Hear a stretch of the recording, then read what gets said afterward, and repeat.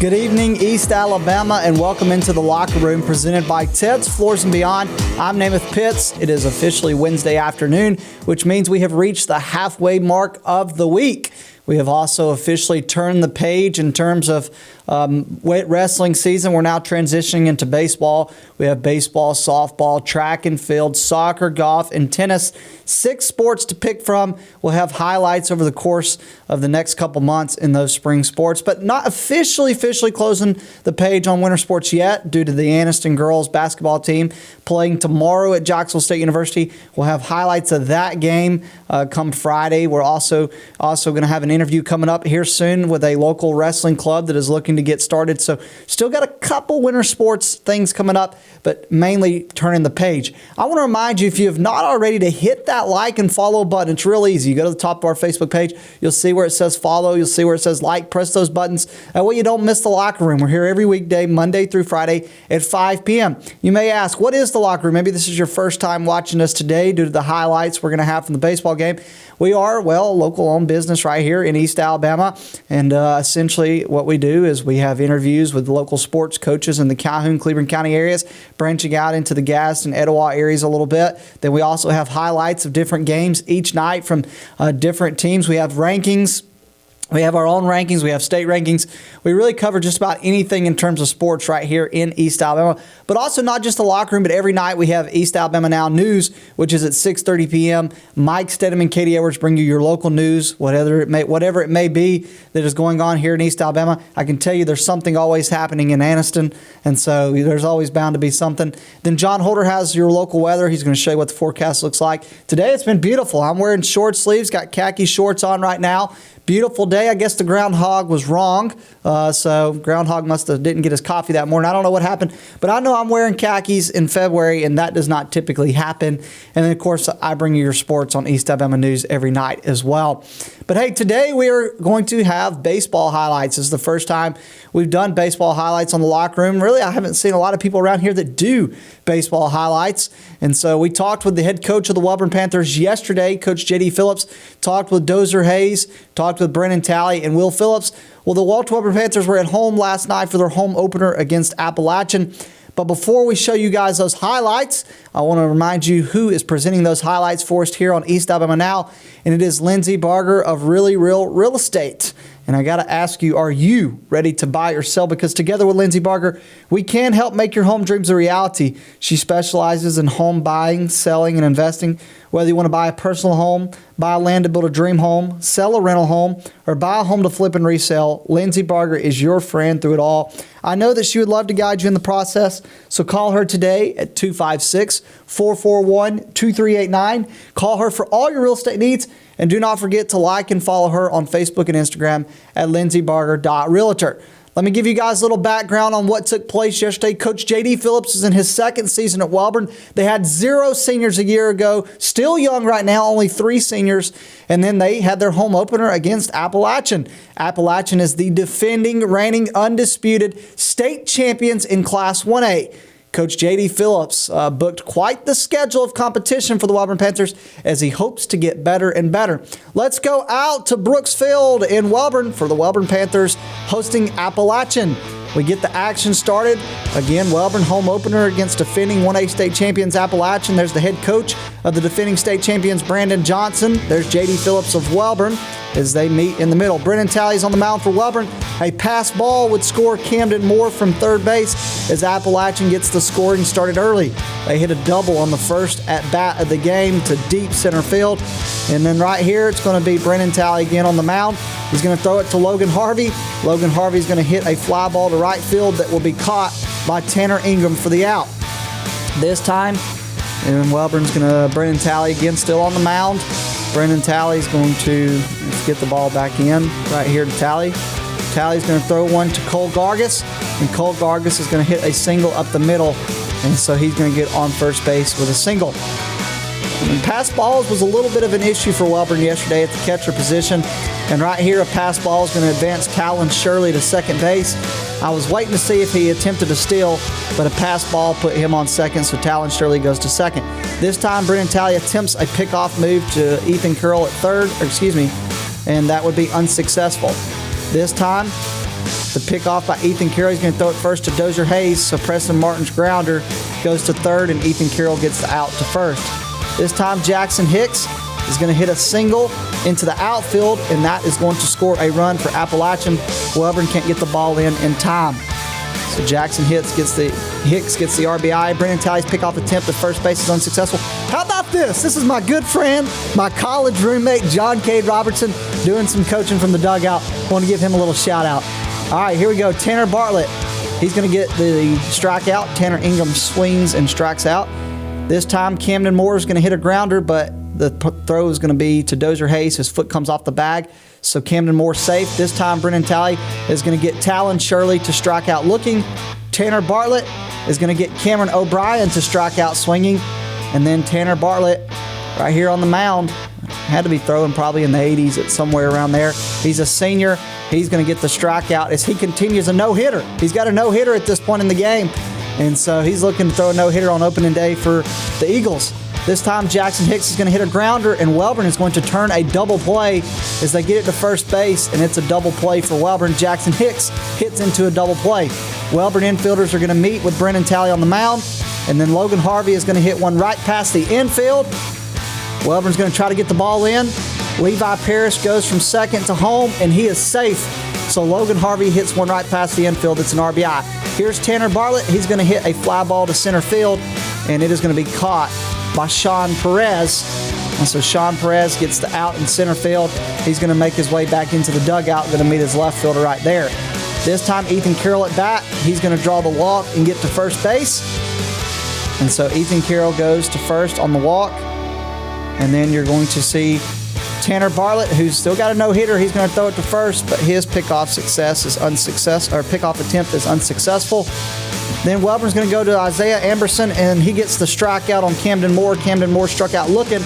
Isaiah Amberson, only a freshman, gets another strikeout, and he is going to be an absolute dog for the Wellborn Panthers.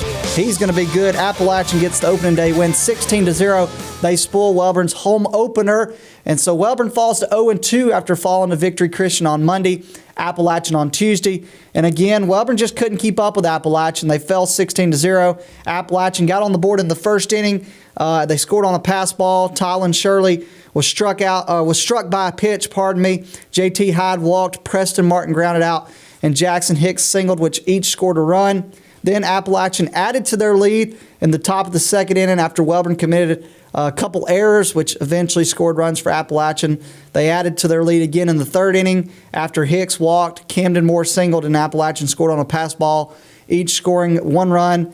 And then Appalachian scored 6 runs on 3 hits in the top of the fourth inning. And Ayers scored 1 run. Martin drew a walk. Then Levi Parrish singled. And then a fielder's choice to Amberson scored 1. And then Tanner Bartlett drew a walk, scoring a run. And then on the mound, we talked about Tanner Bartlett. He earned the win for Appalachian. He surrendered 0 hits, 0 runs over 5 innings, struck out 9, walked 3. So Tanner Bartlett on opening day for Appalachian gets the no-hitter. He throws a no-hitter. Brennan Talley took the loss for Wellborn. He went 3 innings, giving up 14 runs. 6 of those were earned, struck out 2, walked 5.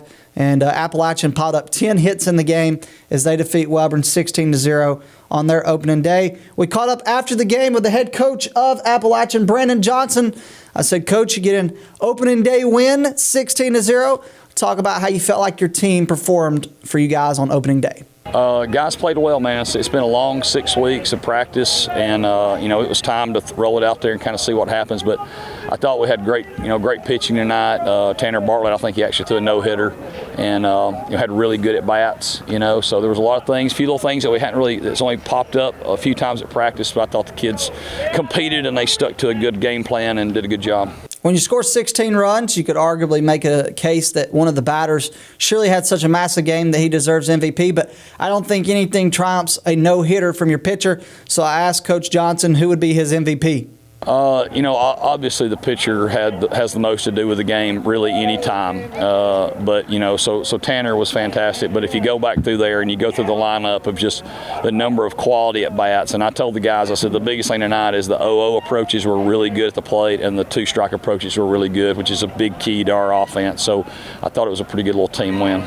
Appalachian was state champions just 1 year ago when they won that championship at Jacksonville State University to win the Class 1A championship over Brantley. As coach, obviously you lose some guys to graduation, but how do you get your team to not be complacent this season, and how do they get back to that same place that they were at a year ago, which was being the last team standing? And here's what he said. I think last year, we talked about this, I think last year JSU, the championship series was so far away, it was easy for us just to focus on day one, day two. And I think that's a little bit of the challenge, because I think the team last year kind of unlocked the puzzle of just continuing to get a little bit better. And I think that's the trick to being the best you can be in May and having a chance to win it, is just looking at, today, and today matters. And that's kind of got to be the goal of our team.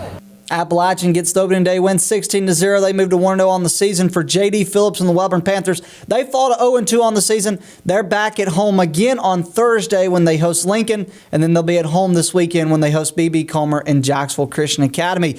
Hey, we're not done talking about Appalachian, though, because they are in my top 5 of my East Alabama preseason baseball rankings. We're going to show you those when we come back, so do not go away. I'm Namath Pitts. We continue on the Locker Room, presented by Ted's Floors and Beyond.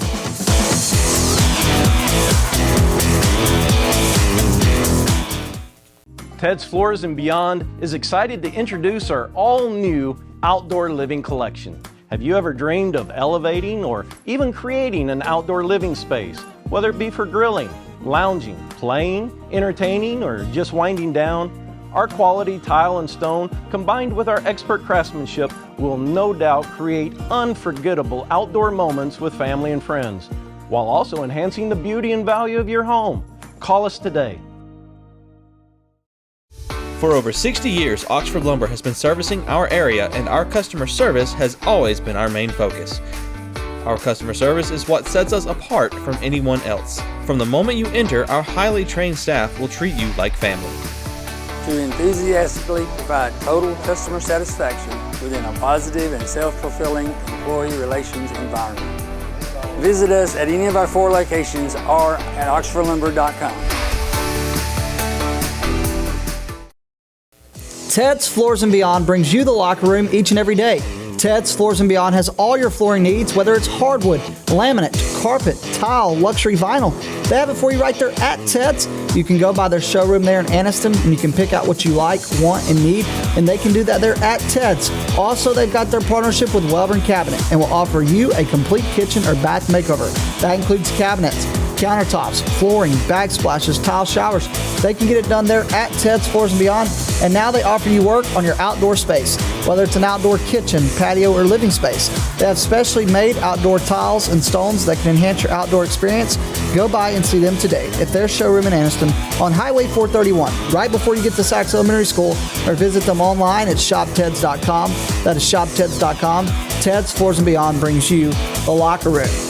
We continue on this Wednesday afternoon right here inside our headquarters in Anniston, Alabama. Hey, before we go any further, again, I want to make sure I give a big thank you to Coach J.D. Phillips and the Wellborn Panthers for accommodating us yesterday for our interview for the Locker Room, also accommodating me last night at the game. I really appreciate Coach Phillips and really appreciate the kind words and kind remarks that he said about me during our interview and then last night as well. And so also want to give a big thank you to Nathan and Ashley Gober. They're the ones behind the scenes. You don't even see them on the show. You probably wouldn't even know they exist, but they are quite the most important pieces of this puzzle that Coach Johnson's team's trying to figure out the puzzle to get back to the state championship. We're trying to figure out the puzzle of making this thing happen every day, and they certainly put the pieces together to make it happen, so I want to give them a thank you. Hey, I told you before the break, we weren't done talking about Appalachian, and the reason for that is that I've dropped my top 5 for preseason for classes 1A through 7A, not just in baseball, but softball as well. And so we're going to go ahead and take a look at these rankings.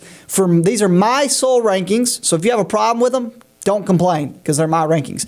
But these are my top 5, each classification, 1A through 7A, as we enter basically the second week of the season. So we're going to get right into it. We're going to start in Class 1A, and we're going to work our way up to Class 7A, and we'll see what local teams I have cracking into the top 5. Let's start in Class 1A. We just talked about Brandon Johnson's team. They're the defending, reigning, undisputed state champions in Class 1A, and they are undefeated, 16-0 win last night over Wellborn. They're at number 1 in my first baseball rankings of the year. Number 2 is the team they beat for a state championship last year, and that is Brantley, and so Brantley comes in at number 2. Number 3 in my Class 1A rankings is Billingsley. Billingsley was actually the top-ranked team going into the last rankings of the year last year for the Sports Writers Association. They were number 2 behind Appalachian. They come in at number 3 in my baseball rankings. Hackleburg, who made the semifinals a year ago, comes in at number 4. And then closing out the top 5, I was trying to decide between Coosa Christian and Lynn. I gave Lynn the nod, putting them at number 5. So my baseball rankings for Class 1A, number 1 is Appalachian, number 2 is Brantley, number 3 is Billingsley, number 4 is Hackleburg, and number 5 is Lynn. Moving on to Class 2A. In Class 2A, you see one local team right there. Coach Gendron's Donahoe Falcons are in at number 5. Number 4 is GW Long. The Rebels are really good. Number 3 is Bayshore Christian out of South Alabama. 2 is the Vincent Hornets, or the Hornets or the Yellow Jackets. I think they're the Hornets. Vincent is number 2. And number 1 is the defending state champions in Class 2A is Araton. They come in at number 1. So you see the top 5 right there. Araton's 1. Vincent is 2. Bayshore Christian is 3. GW Long, the Rebels, are 4. And the Falcons of Donahoe, Coach Gendron's team, is in at number 5. We also have another local team in Class 3A. And we have 2, technically, 1 in Calhoun County, and that is at number 5, Westbrook Christian out of Rainbow City, out of Gadsden. Number 4 is the Bulldogs of Piedmont, Coach Matt Dearman's team. In the same area as Walter Wellborn, they come in at number 4. They started their season with a 1-0 loss to Gunnersville, but they're going to be really good. Number 3 is Phil Campbell. Them and Piedmont have had some clashes over the past couple years. Number 2 is Houston Academy, and number 1 is the defending state champions, Gordo. So right there in 3A, Gordo is number 1. Houston Academy is 2. Phil Campbell is 3. Piedmont is 4. And Westbrook Christian comes in at number 5. In Class 4A, you see one local team right there in Etowah County, Etowah. But number 5 is Bayside Academy. But due to Bayside Academy is actually, I believe, smaller than 4A. But the Admirals, due to competitive balance, are up in 4A. I could be wrong on that. I'm actually going to double check because I don't want to be wrong on my stuff. But I'm pretty sure Bayside Academy is not 4A. Though I could be wrong, but Bayside Academy is out of Daphne. And they have a really good baseball program, obviously. And so they come in at number 5. Yeah, they're in 3A, so competitive balance has Bayside Academy in 4A in baseball. Bibb County is number 4. Priceville is 3. 2 is the Blue Devils of Etowah. And although Etowah has been at the top playing for a championship a year ago, I feel like I gave the edge to UMS Wright in terms of right now who I think the best team in 4A is. And so I went with UMS Wright at 1, Etowah's at 2, Priceville 3, Bibb County 4, and Bayside Academy is 5. In Class 5A, Sardis. I went with Sardis. I gave them the edge on Alexandria right now, though I think Coach Welch's team is going to be really good. Obviously, they split right there with Tuscaloosa County, who I know is a 7A program. But I went Sardis 1. I took the Lions at 1. Alexandria, the Valley Cubs at 2. 3 is Headland. 4 is the team that knocked out Alexandria last year, the Knights of Arab. And then 5's Demopolis. So 5's Demopolis, 4 the Knights of Arab, 3's Headland, 2's the Alexandria Valley Cubs, Coach Zach Welch's team, and number 1 is the Lions of Sardis. In Class 6A, they have started out red hot once again. Travis Jansen era has started with 0 errors, I should say, is they dominated Vestavia Hills, the defending 7A champions, dominated Helena. So the Oxford Yellow Jackets are number 1. 2 is the team they beat for a state championship a year ago, which is the Toros of Spanish Fort. 3 is the team that they had to go through in the playoffs last year, Hartselle, who'd kind of been a thorn in Oxford's side until last year. 4 is Saraland, and then 5 is Mountain Brook. I went ahead and threw Mountain Brook in at number 5. They're a really good team. Oxford defeated them, I believe it was the first or second round a year ago in the playoffs. So Oxford took out Mountain Brook, Hartselle, and Spanish Fort on their way to a state championship a year ago. And I could see them obviously doing that again this year because they look like they're really good in Travis Jansen's first year. So Oxford's 1, Spanish Fort's 2, Hartselle's 3, Saraland's 4, and Mountain Brook is 5. We don't have any 7A teams around here. And I know Vestavia Hills dropped 2 to Oxford, but they're still the defending champions. It's the first ranking of the year. I tried to mainly keep those champions for baseball at the top. So I still got the Rebels at number 1. I got Central Phoenix City at 2. I got the Warriors of Thompson at 3. Spain Park is 4, and Bob Jones is 5. And so, again, in Class 7A, I kept the Rebels of Vestavia Hills at 1. Central Phoenix City is 2. Thompson's 3. Spain Park is 4. And Bob Jones is 5. So we had a couple local teams in my top 5 to start the year. In Class 1A, we didn't really have any, but we had Appalachian, who we showed you the highlights of. Class 2A had the Donoho Falcons. 3A had the Piedmont Bulldogs. 4A had Etowah. 5A, you had Alexandria, and then Oxford in 6A. So some really good baseball teams here in East Alabama that we're going to show you guys highlights of as the spring season continues. Hey, we continue on the Locker Room in just a minute. We're going to take a break. When we come back, we're going to have our softball rankings. We don't have softball highlights, but we've got our preseason rankings, so I hope you'll stick around for that as we continue on. I'm Namath Pitts, and you're watching the Locker Room presented by Ted's Floors and Beyond.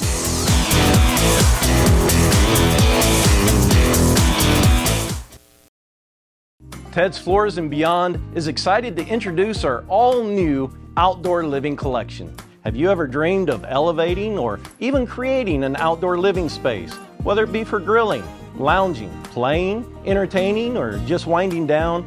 Our quality tile and stone, combined with our expert craftsmanship, will no doubt create unforgettable outdoor moments with family and friends, while also enhancing the beauty and value of your home. Call us today. Since 1993, WM Grocery has been a major part of our local community. WM offers the very best in fresh produce and an outstanding meat department. WM also has many local products not found anywhere else and fresh sushi every day. If you need an event catered, come see Mrs. K at any WM store. Curbside pickup is also available for your online grocery orders. Be sure to download the WM app for all the deals of the week and shopper rewards. Go check them out today at any of their locations. We take pride in our community and appreciate your business. For metal buildings in Alabama and the Southeast, Waldrop Manufacturing is your one-stop source. A Waldrop metal building provides the coverage and protection your investments need. They specialize in carports, RV covers, portable buildings, and storage buildings. Stop paying rent for storage. With Waldrop's price per foot, you can actually save money by buying straight from the manufacturer. Waldrop buildings are guaranteed because Waldrop manufactures buildings with U.S. steel right here in Calhoun County. Waldrop Manufacturing, serving the entire Southeast. Give them a call today.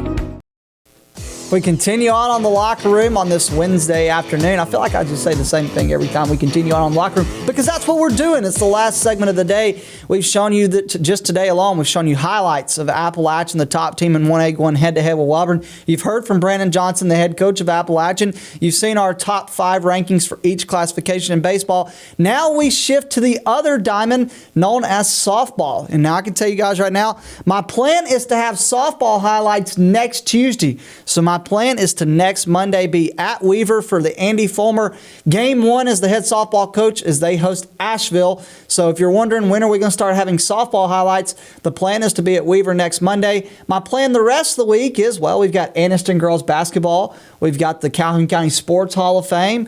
We're going to talk soccer with the Weaver Bearcats, and then we're going to try to see if we can get maybe some soccer highlights in the evening. So we're going to continue on the rest of the week, but in terms of softball highlights getting started on the Locker Room, you can expect that come next week. So we're just going to get right into it. We're going to go ahead and take a look at my rankings. Not a lot of East Alabama teams.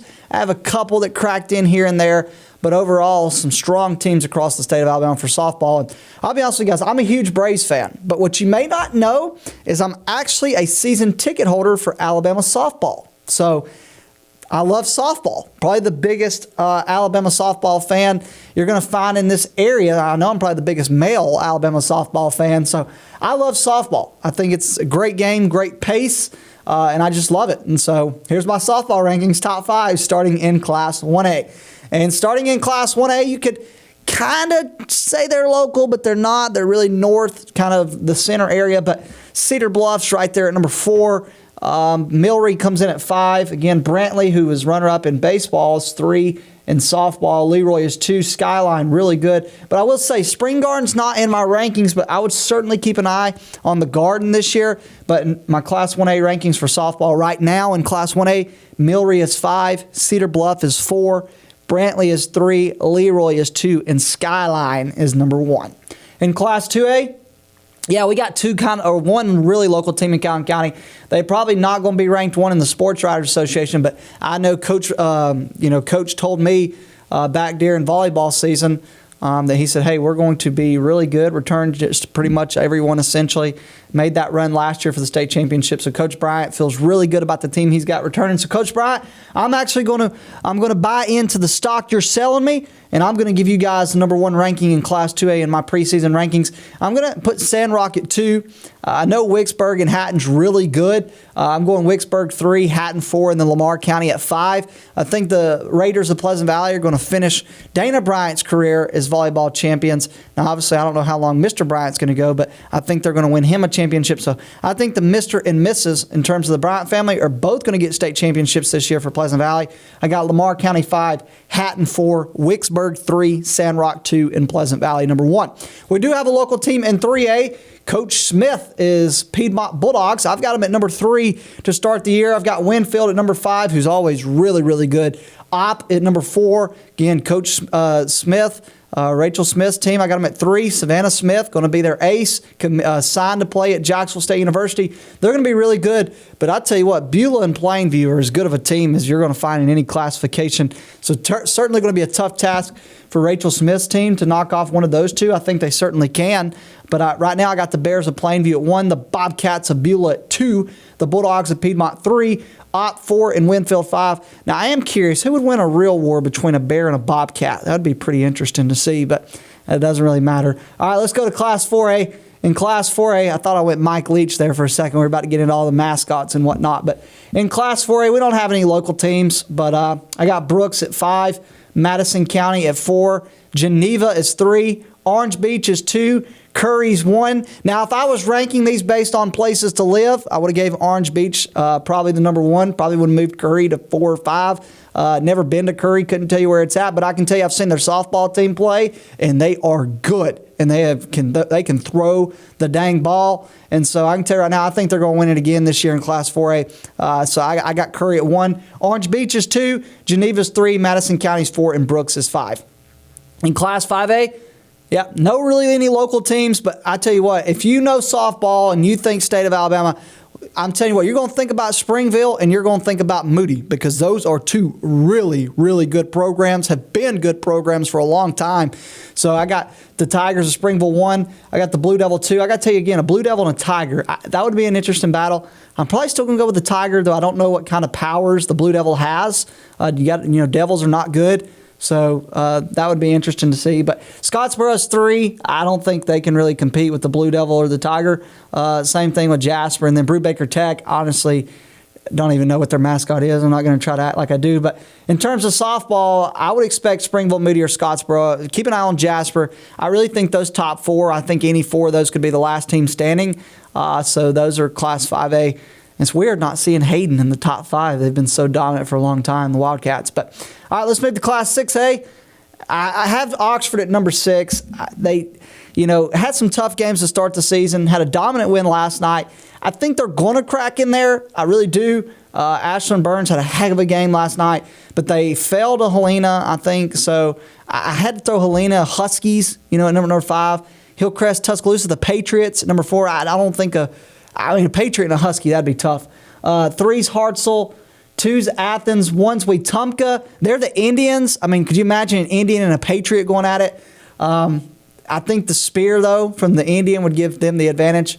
But if you watch 6A softball, Wetumpka's the best team in the state of Alabama. In Class 7A, we don't have any local teams. But again, Central Phoenix City's 1. Hewitt-Trussville, again, we got a Husky again.